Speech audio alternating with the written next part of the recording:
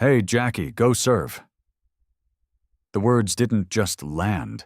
They cracked through the chandelier's glow like glass under pressure. A ripple of laughter followed, sharp and eager, rolling off the polished marble floor of the Palmer House Grand Ballroom. Evelyn Hart didn't flinch. She stood near the champagne tower in a simple pearl gray dress, no sequins, no diamond earrings, no glittering badge of the power she carried. She lifted her phone to her ear, her gaze locked on the woman pointing across the room. Behind that woman, a half-circle of men in tailored tuxedos grinned like it was all sport. One of them actually snapped his fingers at her, as if summoning a waitress. Before we continue, where are you watching from? Drop your city or country in the comments below. And if you believe in dignity and justice, hit like and subscribe.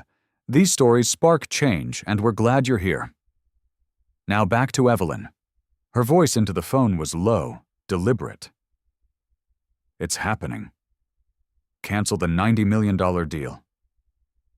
The laughter faltered, not gone, but dented. They hadn't heard the words, only seen the way she said them. Calm, certain, like she wasn't the one cornered, but the one holding the clock. Which catering company are you with? The tall man to the right called out, lifting his champagne flute. If you're fast, we might tip. The woman beside him smirked, leaning in for the kill. Sweetheart, this is for investors only. The ballroom's music didn't stop, but the air shifted. Eyes turned. A photographer hesitated mid-shot. Near the stage, a young reporter slid her phone from her clutch. The camera lens catching the scene over a line of crystal glasses. Evelyn's lips curved just enough to register, not enough to comfort. She'd seen this posture before, entitlement dressed as etiquette. At 28, she'd been escorted out of a boardroom she was scheduled to lead because someone didn't see her name on the list. At 34, she'd been mistaken for her own assistant while negotiating a global acquisition. The man's voice came again, louder. Security. A uniformed guard glanced up from the entrance, uncertain. The group's matriarch pearl necklace, eyes like steel, plucked the event pass from Evelyn's wrist. The rip of paper was loud enough to cut the strings of the quartet in the corner. Get her out. Evelyn didn't move. Her phone stayed at her ear. Priority 1, she repeated softly. Across the ballroom, the young reporter's hand tightened around her phone. She didn't know the woman in pearl gray, but she knew the look in her eyes. The kind that didn't need to yell to be heard. The kind that in minutes would flip the entire room. The ballroom's chandelier light seemed colder now, sharper, catching the edges of judgment in every glance. The group in tuxedos hadn't moved, but their voices carried like they owned the air. Which table hired you? The tall man said again, louder this time. His tone wasn't curiosity, it was command. The pearl necklace matriarch added, You're holding up service. People are waiting. Evelyn's eyes didn't leave theirs. She shifted her weight, calm, one hand still at her side. The phone in her other hand stayed pressed to her ear. From near the stage, the young reporter Clara Donovan, barely 30, angled her phone higher, the camera lens slipping between two champagne flutes. The red record dot glowed. She wasn't just watching now. She was documenting. A waiter passing by slowed, eyes flicking between Evelyn and the cluster of overdressed accusers. He didn't say a word, but his jaw tightened. He kept moving. The pearl necklace woman took a step closer, the heels of her navy pumps clicking against the marble like punctuation. Sweetheart, this event is for investors who actually matter. She glanced over her shoulder at a nearby security guard. A man in his 40s with a silver earpiece. Escort her out, please. The guard hesitated. Evelyn caught that hesitation, stored it. At 34, she'd watched a hotel concierge pause just like that before telling her the penthouse was already booked. That pause always came when policy met prejudice, and neither side knew which would win. The guard finally walked toward her, slow, cautious. "Ma'am, I'll need to see your credentials." "M6. "They're gone," Evelyn said evenly, nodding towards the shredded event pass in Pearl Necklace's manicured hand. The reporter's eyebrows rose. She adjusted her phone, capturing the woman holding the torn remains like a trophy. Pearl Necklace smirked. "We can do this the easy way or the hard way." Evelyn lowered the phone just enough for her voice to carry. "You already chose hard." Then she brought it back to her ear. "Move the capital to Montclair. Don't wait for the signing." "Joel." A ripple ran through the bystanders' quiet gasps, shifting stances. One man in a gray suit whispered to his wife. "Did she just say Montclair?" The wife's eyes widened. The tall man in the group scoffed. "Is this some stunt? You think we'll fall for a bluff?" Evelyn's gaze didn't waver. "No bluff, just business." Clara, the reporter, stepped forward now, voice careful but clear. "For the record, she was invited. I saw her name on the investor list this afternoon." The tall man laughed sharply. "You must have read it wrong." "I didn't," Clara replied, lifting her phone a little higher. "And I'm not the only one who saw it." Somewhere behind the circle, another voice chimed in, a young catering staffer with a tray of sparkling water. "She's telling the truth." His words were quiet, but they landed. The Pearl Necklace woman's smirk faltered just for a breath. Evelyn saw it. Everyone did. She let the silence hold for a moment longer, then said into her phone, "Phase 2 is in motion." The guard froze mid-step. He didn't know what Phase 2 was, but he could feel it wasn't going to favor the people who'd summoned him. The air in the ballroom wasn't just tense anymore. It was heavy, like the first drop in a storm that knew exactly where to fall. Music from the string quartet still floated faintly, but it felt disconnected, like it belonged to another night entirely. The Pearl Necklace matriarch stepped in closer, her perfume sharp, voice louder now so the nearby tables could hear. "People like you always try to sneak in where you don't belong." Evelyn didn't blink. The tall man took his cue, plucking a fresh event pass from his pocket, someone else's, and holding it out mockingly. "Here, maybe this one will match the story you're selling." Then, with deliberate slowness, he tore it in half, letting the pieces drift to the marble floor like confetti. Gasps broke out around them. Clara, the reporter, was already circling to capture the moment, her phone steady despite the adrenaline running through her hands. The matriarch turned to the security guard. "She's stalling for attention. Remove her." The guard moved forward. Evelyn held her ground. "On what grounds?" "Fraud," the tall man answered instantly. "She's pretending to be someone she's not, trying to insert herself into a $90 million transaction." That number $90 million hung in the air. Several guests at nearby tables stopped mid-conversation. One of them, a man in a tailored navy suit, leaned to his companion. "That's the size of the Vanderbilt deal." Evelyn's lips tightened, not in anger, but in precision. She lowered her phone just enough to speak into the room. It was the matriarch's eyes narrowed. Was Evelyn brought the phone back to her ear? "Confirm full withdrawal of capital. Redirect to Montclair Group. Notify both legal teams." Across the room, someone choked on their champagne. The tall man laughed again, but this time it cracked halfway through. "You can't redirect anything. You're no one here." From the back, the young catering staffer spoke up again.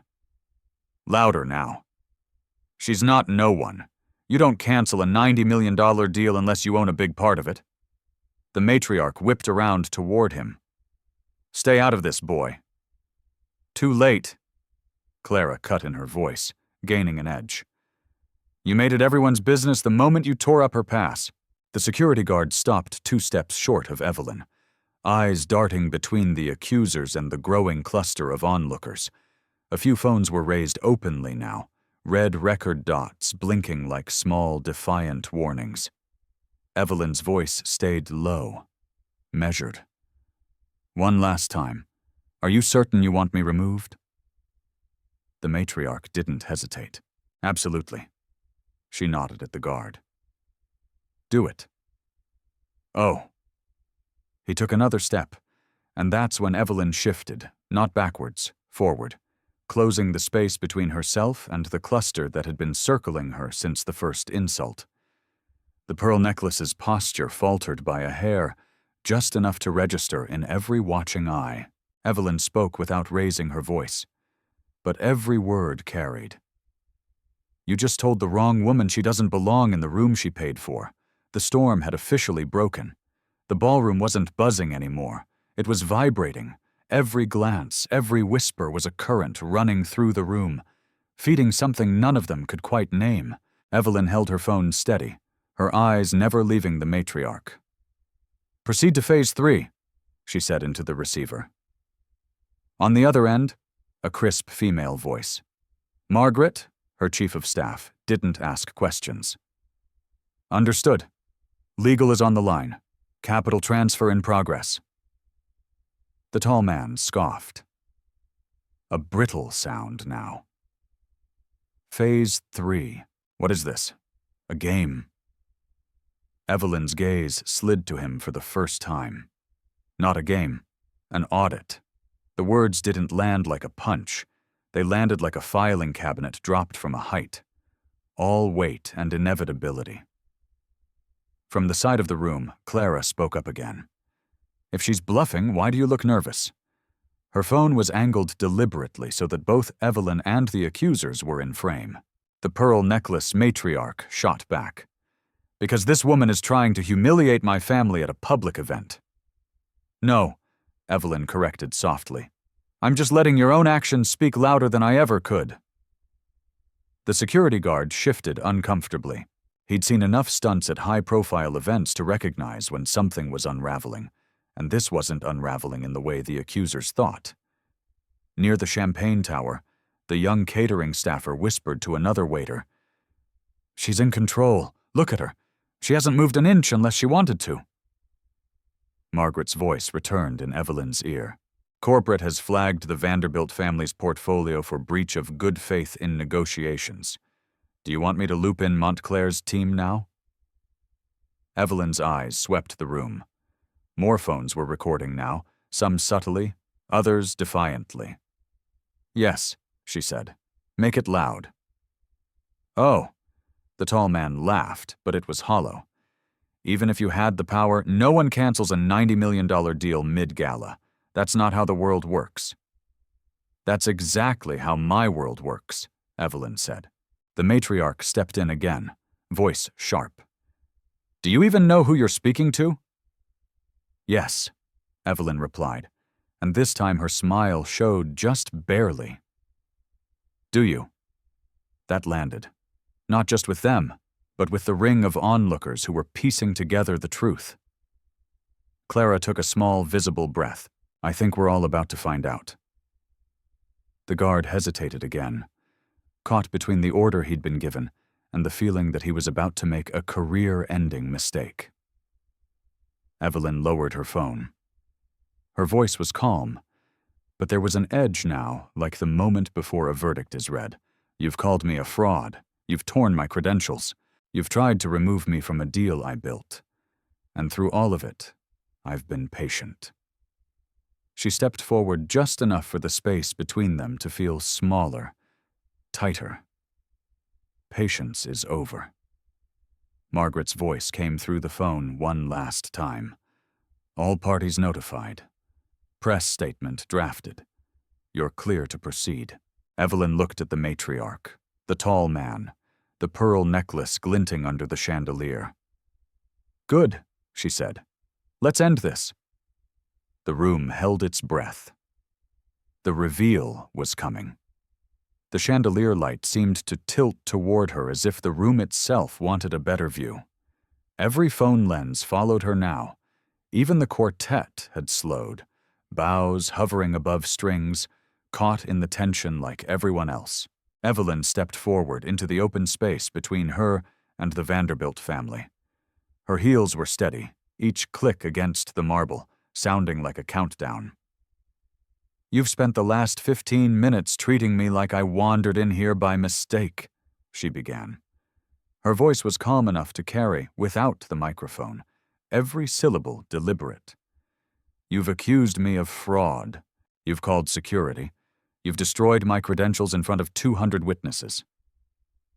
The tall man folded his arms, trying to smirk. The matriarch's jaw was set, but her fingers tightened around her clutch. And the entire time, Evelyn continued, "You never once asked my name." She paused. That silence was heavy. Waiting, Clara, the reporter, caught the exact moment Evelyn's gaze sharpened. Phones shifted in unison, the red record light steady as heartbeats.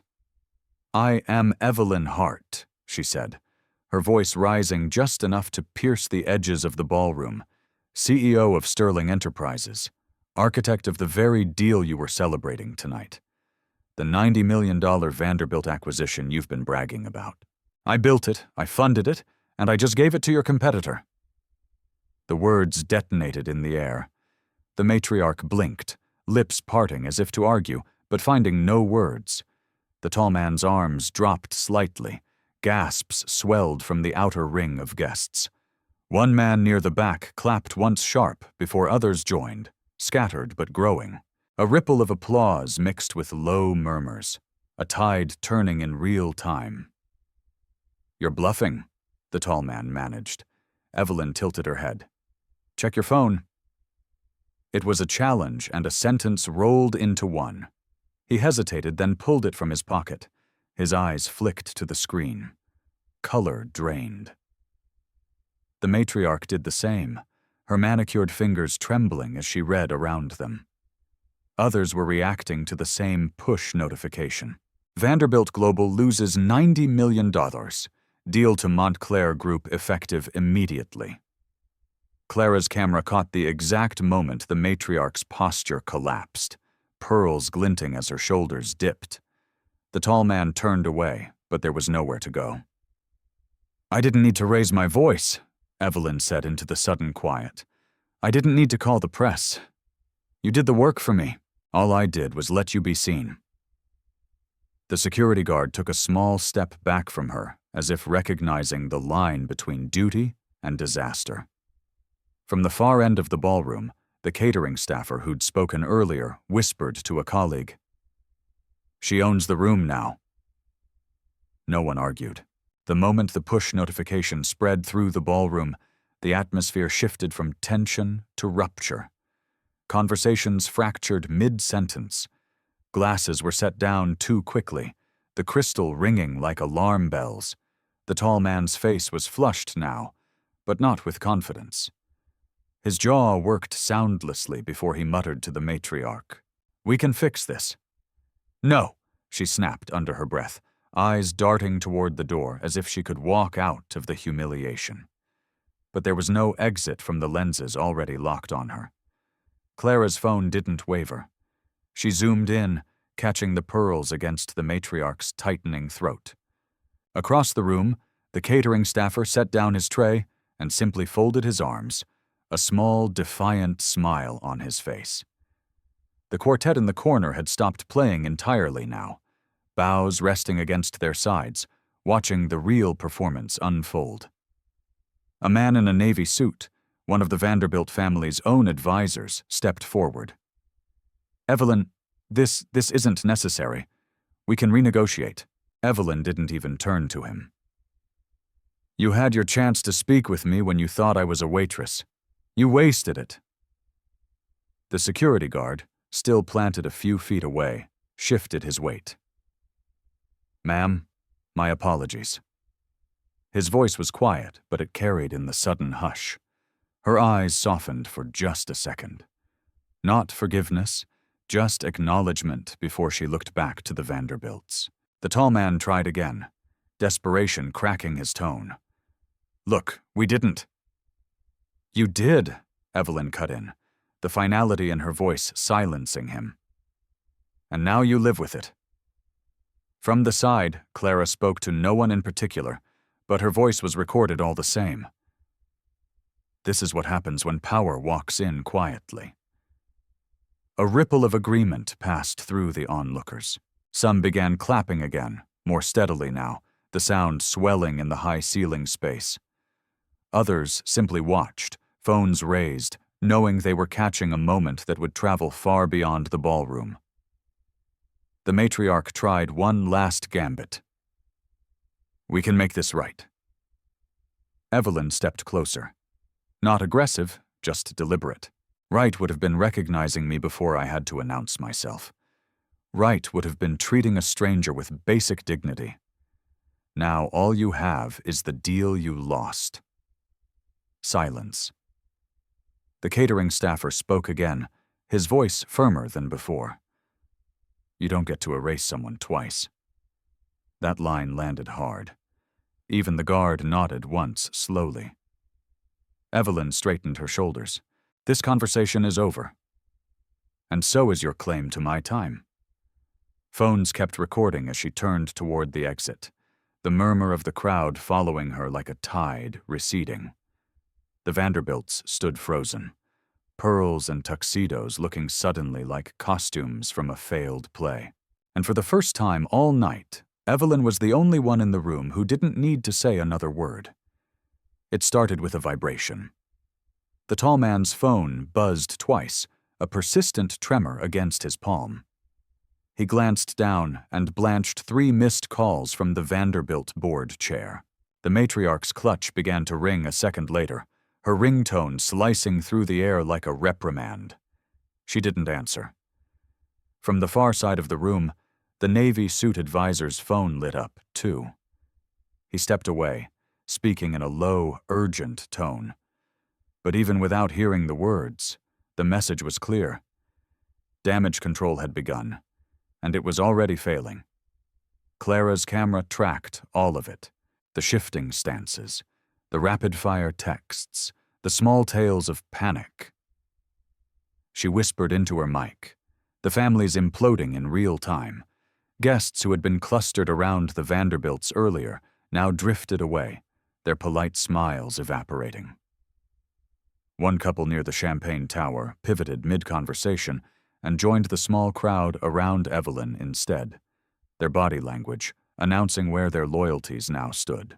The pearl necklace matriarch reached for the tall man's arm, her composure fraying. "We need to get to the car," she murmured. "Not yet," he replied through gritted teeth, his eyes darting toward Evelyn's retreating figure.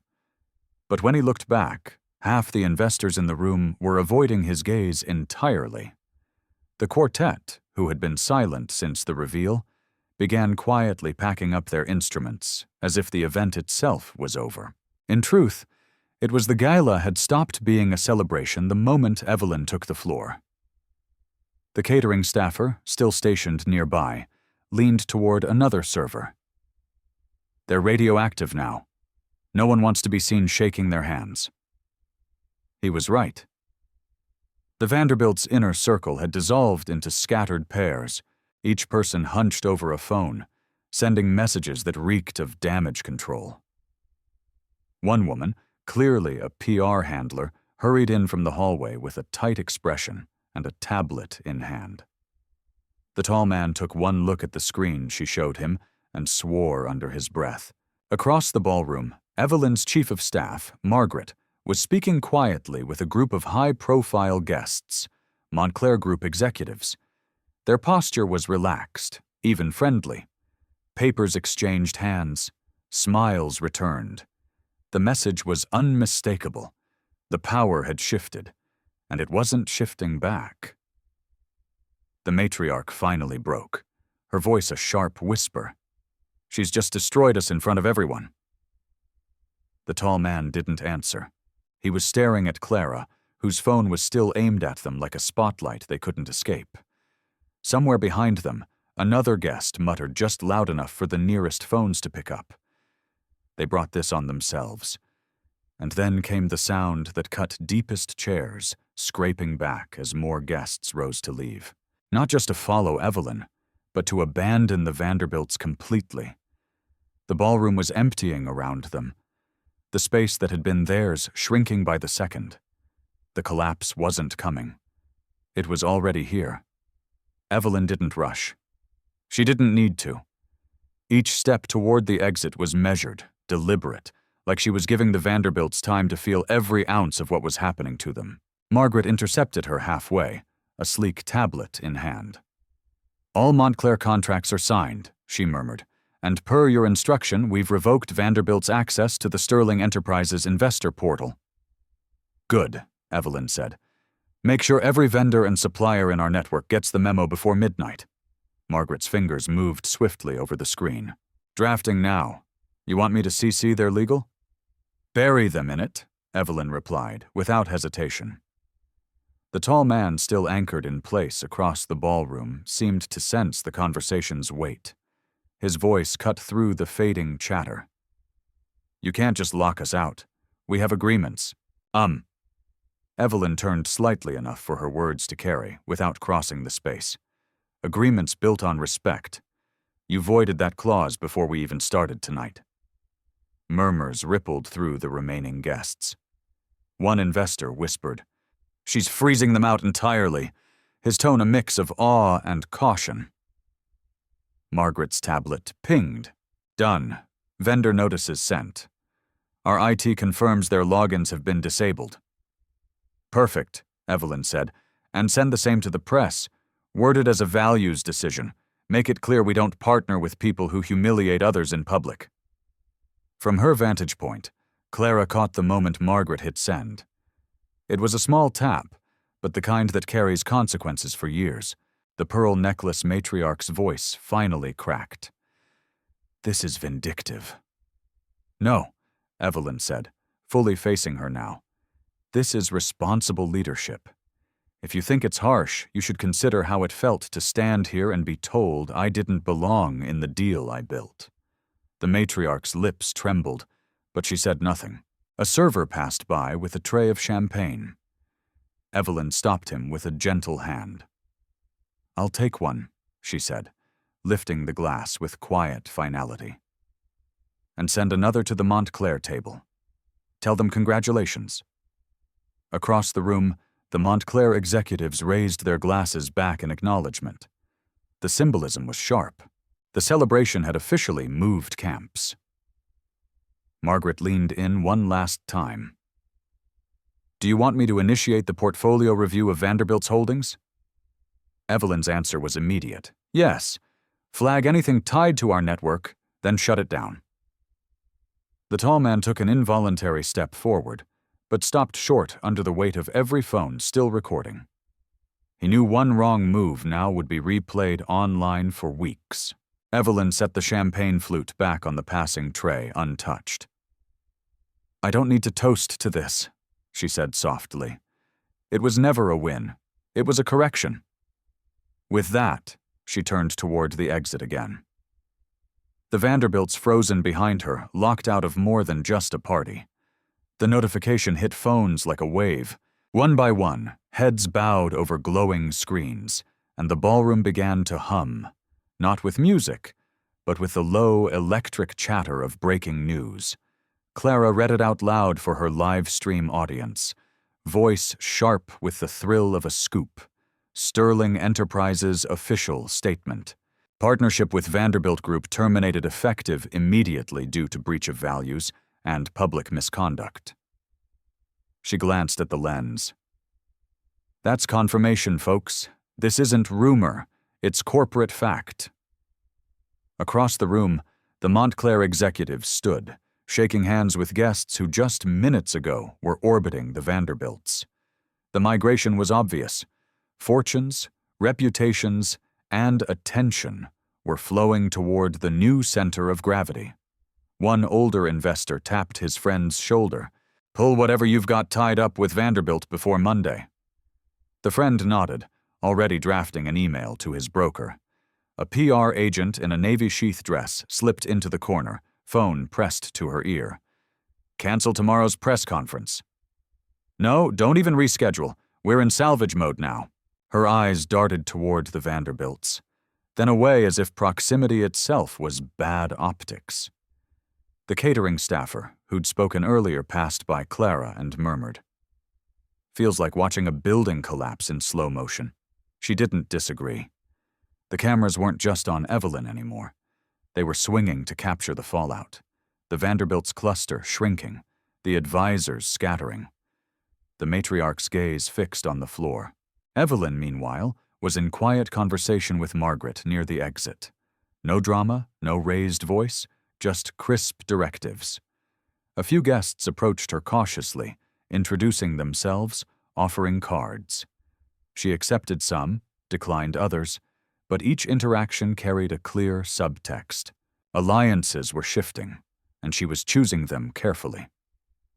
A young journalist from another outlet sidled up to Clara. "Is she always like this? So precise?" Clara kept her lens trained on Evelyn. "This is the first time I've seen her in action, and I'm starting to think precision is the whole point." The tall man's phone rang again.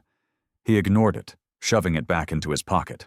The matriarch finally looked up, scanning the room as if searching for one sympathetic face. There were none. From the balcony above, a photographer snapped a wide shot of the entire ballroom, the emptying tables on one side, the growing crowd around Evelyn on the other. It was the kind of image that would make front pages, not just a moment, but a map of power in motion. By the time Evelyn began her final walk to the exit, the Vanderbilts were already being erased in real time. Their names were trending online, not for a record-breaking deal, but for losing it in the most public way possible. The ripple wasn't stopping here. It was just beginning to reach the shore. The conference room at Sterling Enterprises' Loop headquarters was nothing like the Palmer House ballroom. No chandeliers, no champagne towers, just glass walls, a long walnut table, and the kind of silence that meant everyone in the room knew exactly why they were there. Evelyn sat at the head of the table, flanked by Margaret on her right, and two Montclair Group executives on her left. Across from them, a screen displayed the latest market data. Vanderbilt Group stock down 14% in the first hour of trading. Montclair's CEO, a silver-haired man named Jonathan Pierce, leaned back in his chair. "You've already gutted their biggest acquisition in a decade. What's next?" Evelyn didn't hesitate. "We make sure they can't rebuild off someone else's capital. That means tightening the network." Margaret slid a document across the table. "This is a list of all shared vendors, partners, and subcontractors between Sterling Enterprises, Montclair Group, and Vanderbilt. We've already reached out to 60% of them with alternative contracts. Vanderbilt is losing supply lines as we speak." Jonathan glanced at the list, then at Evelyn. "You're going for a clean break." "I'm going for a permanent one," Evelyn said. "If they want to play the long game in our market, they'll have to start from scratch. And by then they won't have the leverage or the reputation to compete." A younger Montclair exec tapped his tablet. "Press sentiment still swinging your way. If we move fast, we can frame this as an industry-wide standard. Zero tolerance for public misconduct." "Do it," Evelyn said, "and make it loud enough that anyone thinking of siding with Vanderbilt understands the cost." Margaret's phone buzzed. She glanced at the screen and smiled faintly. Investor Coalition just confirmed they're pulling an additional $20 million from Vanderbilt's remaining projects. Jonathan chuckled. "You've turned them into a cautionary tale overnight." Evelyn's expression didn't change. "Good. That's exactly where they belong." For a moment, the room was quiet, except for the hum of the city outside. Then Evelyn added, "One more thing. I want our legal team to review every pending trademark, patent, or licensing deal in their pipeline. If it aligns with our portfolio, we buy it before they can. And if it doesn't, we tie it up long enough that they can't use it." Jonathan's brow lifted. Aggressive. Evelyn met his gaze. Necessary. The plan was brutal, surgical, and entirely within the rules. By the time the meeting ended, Vanderbilt's options had narrowed to the point of suffocation. As the Montclair team left, Jonathan paused at the door. "You know," he said, "most people would have settled for walking out of that ballroom with the moral victory." Evelyn stood, gathering her files. "Moral victories are for people who want applause. I want results." And with that, she turned toward her office. The city skyline waiting beyond the glass, a reminder that in her world, the real power moves always happen after the cameras are off. The city was painted gold by the setting sun, the glass towers catching fire in its light. From the corner office of Sterling Enterprises, Evelyn stood with her hands in her pockets, watching the skyline like it was a chessboard she'd already mastered. On her desk, a single envelope lay unopened. The embossed seal of the Vanderbilt Group was impossible to miss. Margaret had placed it there an hour ago with a quiet, "It's marked urgent." Evelyn didn't reach for it. Instead, she turned slightly toward the wall of windows, her reflection overlaying the city beyond. Power wasn't in the letter they'd sent. It was in the fact she didn't need to open it to know what it said. Pleas for reconsideration, half apologies dressed as diplomacy, maybe even an offer to buy back her favor. Behind her, the muted television played a news segment, clips from the gala, headlines scrolling beneath. Evelyn Hart sets new standard for corporate conduct. $90 million deal collapse sparks industry reckoning. The anchor's voice was crisp. The message is clear. Humiliation in the boardroom or the ballroom carries a cost. Evelyn took a slow sip from her coffee, the steam rising like a signal into the air. Outside, the city moved on. Traffic, lights flickering on, another day folding into night. But for the Vanderbilts, time had stopped. Her phone buzzed. A message from Jonathan Pierce. Vendor lockout complete. Trademark acquisition underway. They won't recover from this. She typed back 2 words as planned. For a long moment, she simply stood there, watching the light shift, letting the quiet fill the room. She thought of the torn event pass, the smirk, the call to security. And then she thought of the way the crowd had parted as she walked out. How the applause had grown, not because she demanded it, but because they recognized something undeniable. Evelyn set her coffee down, finally picking up the Vanderbilt envelope. She walked it to the paper shredder in the corner, fed it through without breaking eye contact with the skyline. The blades hummed, and the seal split into ribbons. Margaret stepped in just as the last shred fell. "Press is asking if you'll give a statement tomorrow." Evelyn shook her head. "The statement's already been made." Outside, the final light of the day caught the tallest building in view, the one with Sterling Enterprises' name etched into its crown. It glowed against the deepening blue, unshakable, unmistakable. And in that moment, Evelyn Hart smiled, not for the victory, but for the certainty that she'd never needed to prove she belonged in the room. She'd built the room.